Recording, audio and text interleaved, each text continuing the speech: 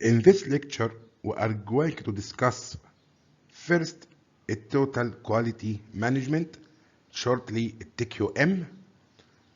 Second, problem solving and process improvement.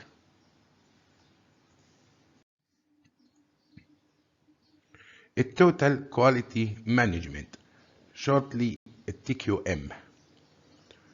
A primary role of management is to lead an organization in its daily operation and to maintain it as a viable entity into the future. Quality has become an important factor in both of these objectives. The term total quality management refers to a quest for quality in an organization, and there are three key philosophies in this approach. One is a never-ending push to improve, which is referred to as continuous improvement. The second is the involvement of everyone in the organization.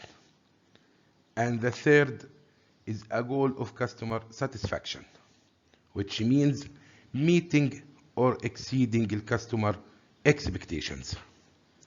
Also, a TQM expands the traditional view of quality, which is looking only at the quality of the final product or services, to looking at the quality of every aspect of the process that produces the product or service. TQM systems are intended to prevent poor quality from occurring.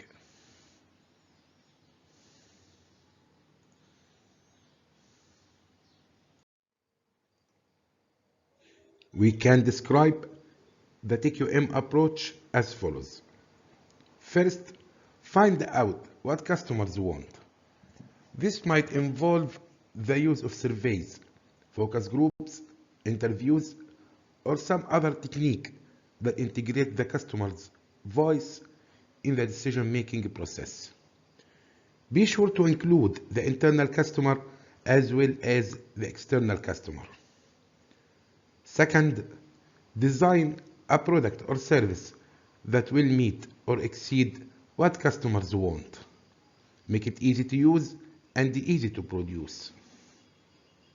Third, design processes that facilitate doing the job right the first time. Determine where mistakes are likely to occur and try to prevent them. And when mistakes do occur, find out why so that they are less likely to occur again. Strive to make the process mistake-proof. This is sometimes referred to as a fail-safing, which means elements are incorporated in product or service design that make it virtually impossible for an employee or sometimes a customer to do something incorrectly. In other words, incorporating design elements that prevent incorrect procedures. Fourth, keep track of results and use them to guide improvement in the system. Never stop trying to improve. Fifth, extend these concepts throughout the supply chain. Sixth, top management must be involved and committed. Otherwise, TQM will just be another fad that fails and fades away.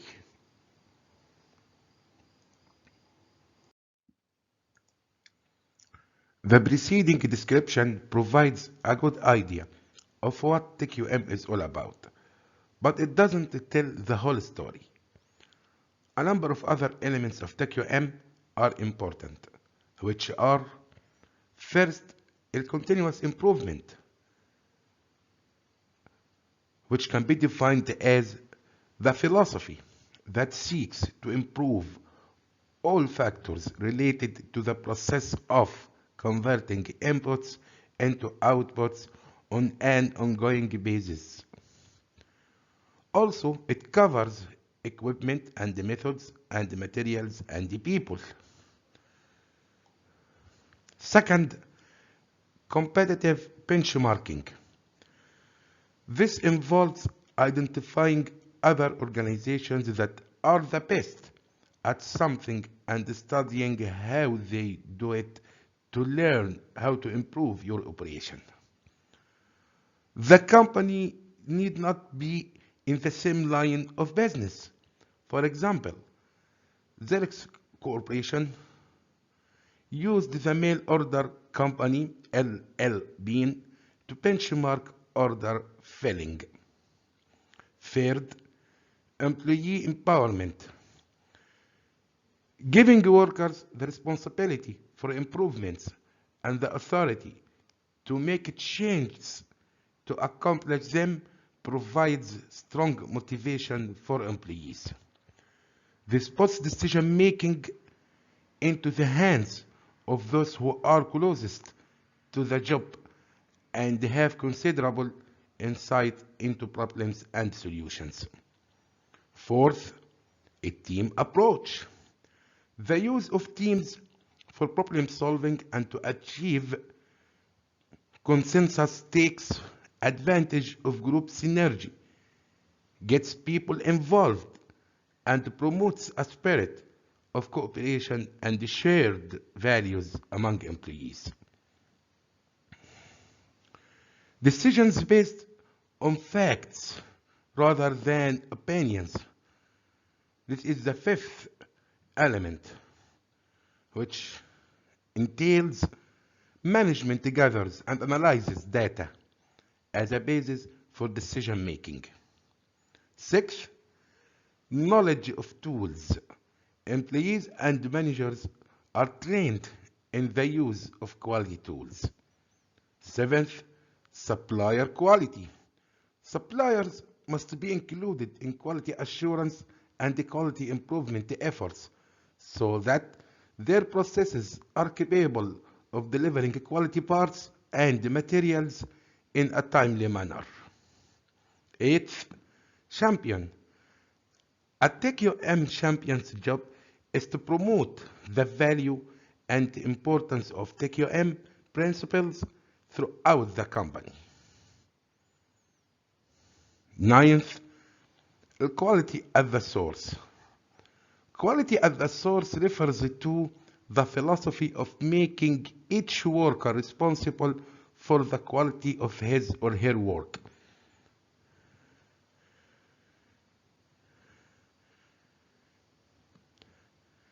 Quality at source accomplishes a number of things. It places direct responsibility for quality on the person who directly affects it. It removes the adversarial relationship that often exists between quality control inspectors and production workers. And it motivates workers by giving them control over their work, as well as pride in it. 10th, suppliers are partners in the process, and long-term relationships are encouraged, of course, with suppliers. This gives suppliers a vital stake in providing quality goods and services. Suppliers also are expected to provide quality at the source, thereby reducing or eliminating the need to inspect deliveries from suppliers.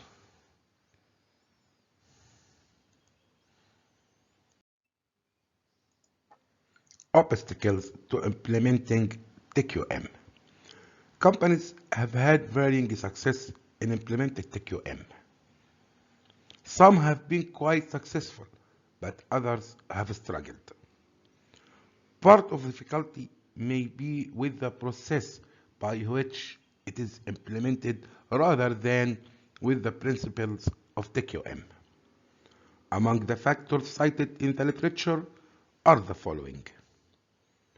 First, a lack of a company-wide definition of quality. Efforts are not coordinated people are working at cross purposes, addressing different issues, and using different measures of success. Second, lack of a strategic plan for change. Without such a plan, the chance of success is lessened and the need to address strategic implications of change is ignored. Third, lack of customer focus. Without a customer focus, there is a risk of customer dissatisfaction. Fourth, poor intra-organizational communication.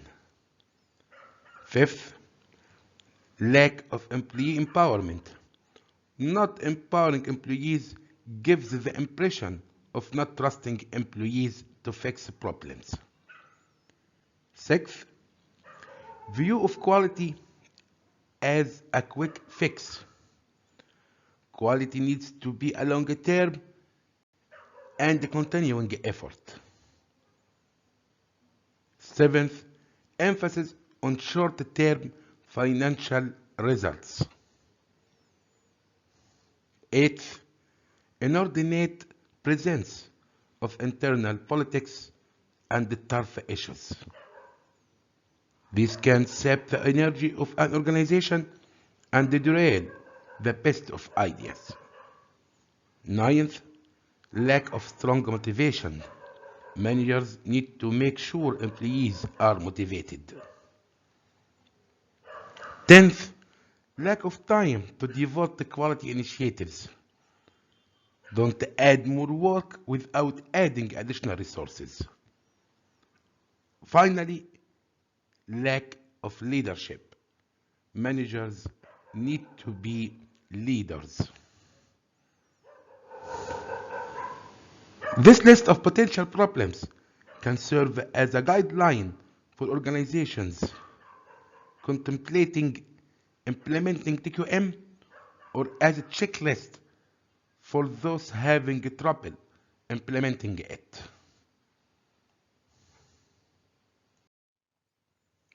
Problem solving and process improvement. In this topic, we are going to discuss the basic steps of TQM problem solving process and the plan, do, study, act cycle. And finally, a Six Sigma approach. The basic steps of TQM problem solving process.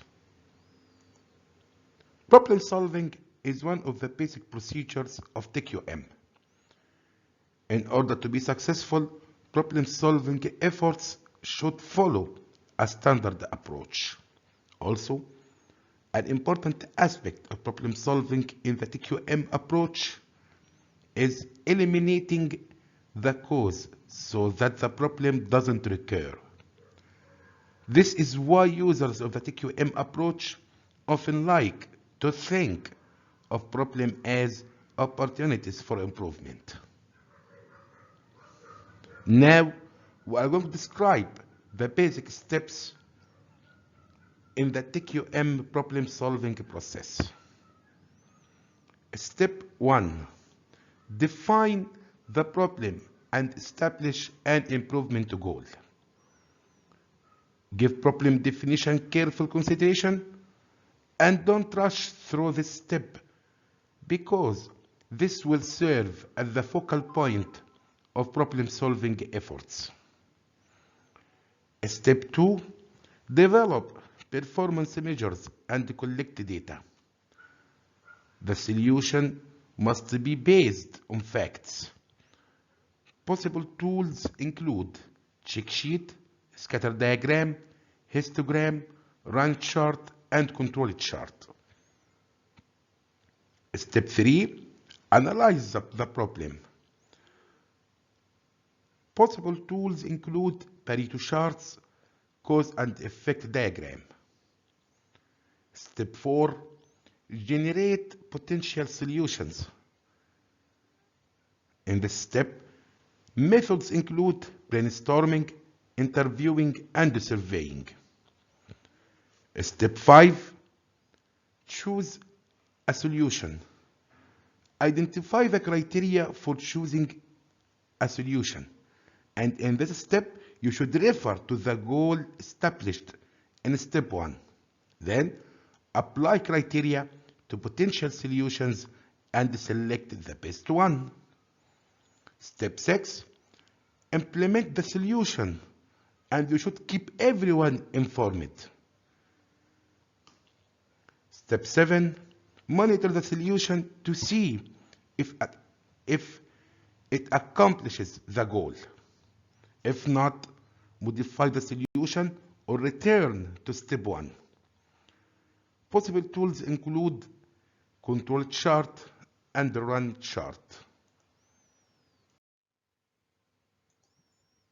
The plan, do, study, act cycle, also referred to as either the Stewart cycle or the Deming wheel, and is the conceptual basis for problem-solving activities. And there are 4 basic steps in the cycle. First one is plan. Begin by studying the current process and document that process. Then collect data on the process or problem. Next, analyze the data and develop a plan for improvement. In this step, specify measures for evaluating the plan. The second phase is do. Implement the plan on a small scale if possible.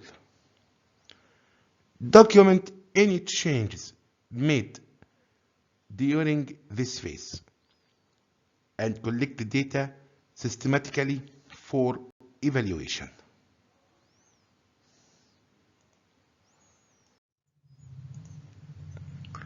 The third phase in the cycle is study. Evaluate the data collection during the do phase. Check how closely the results match the original goals of the plan phase. The fourth phase is act. If the results are successful, standardize the new method and communicate the new method to all people associated with the process. And implement training for the new method, of course. But if the results are unsuccessful, revise the plan and repeat the process or end this project. The term Six Sigma has several meanings. Statistically, Six Sigma means having no more than 3.4 defects per million opportunities in any process or product or service. Conceptually, the term is much broader, referring to a program designed to reduce the occurrence of defects to achieve lower costs and improve the customer satisfaction. It is based on the application of certain tools and techniques to selected projects to achieve strategic business results. In the business world, Six Sigma programs have become a key way to improve quality, save time, cut costs, and improve customer satisfaction. Six Sigma programs can be employed in design, production, service, inventory management, and delivery. It's important for Six Sigma projects to be aligned with organization strategy. Note that there are management and technical components of Six Sigma programs. The management component involves providing strong leadership, defining performance metrics, selecting projects likely to achieve business results, and selecting and training appropriate people. The technical component involves improving process performance, reducing variation, utilizing statistical methods, and designing a structured improvement strategy, which involves definition, measurement, analysis, improvement, and control. For Six Sigma to succeed in any organization, top management must formulate and communicate the company's overall objectives and lead the program for a successful deployment. Other key players in Six Sigma programs are the program champions, which are the master black belts, the black belts, and the green belts. Champions identify and rank the potential projects and help select and evaluate candidates, manage program resources, and serve as advocates for the program. Master black belts have extensive training in statistics and the use of quality tools. They are teachers and mentors of black belts. Black belts are project team leaders and responsible for implementing process improvement projects. Green belts are members of project teams. Black belts play a pivotal role in the success of Six Sigma programs. They influence change, facilitate teamwork, provide leadership in applying tools and techniques, and convey knowledge and skills to green belts.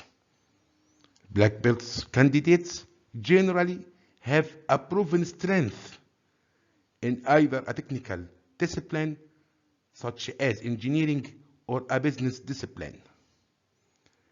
Candidates also must have strong people skills and be able to facilitate change, and they must be proficient in applying continuous improvement and statistical methods and tools.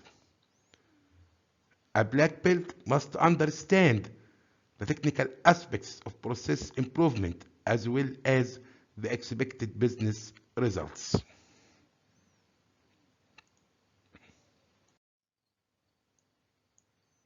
Guiding principles of Six Sigma. Six Sigma is based on these guiding principles. First, reduction of variation is an important goal. Second, the methodology is data-driven. It requires valid measurements. Third, outputs are determined by inputs. Focus on modifying and/or controlling inputs to improve outputs. Fourth, only a critical few inputs have a significant impact on outputs, which called the Pareto effect.